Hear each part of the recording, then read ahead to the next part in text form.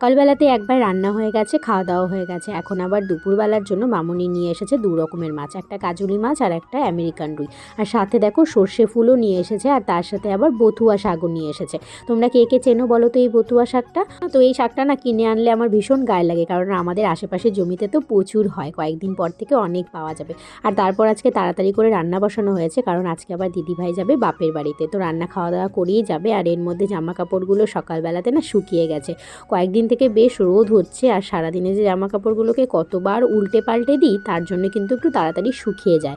দুপুরবেলাতে তাড়াতাড়ি খাওয়া দাওয়া করা হয়ে গেছে সবার, দিদিভাই রেডিও হয়ে নিয়েছে যাওয়ার জন্য। আর অর্ধেক রাস্তা যাবে দিদিভাই এই গাড়িতে করে, আর অর্ধেক যাবে কিন্তু আবার বাসে করে। আর আজকে আমাদের কারখানাটা আবার ঢালাই করা হচ্ছে মিস্ত্রি দাদাদের দিয়ে, দেখো অনেকটা ভেঙে চুরে গিয়েছিল, তাই প্রচুর কাজ হচ্ছে। আর এখন সন্ধেবেলাতে আমি নিয়ে বসেছি একটা কাপকেক, তো মানে দাদাভাই কালকেই নিয়ে এসেছিলো, সামনে তো ক্রিসমাস, বেশ ভালো লাগে কিন্তু এই কাপকেকগুলো খেতে।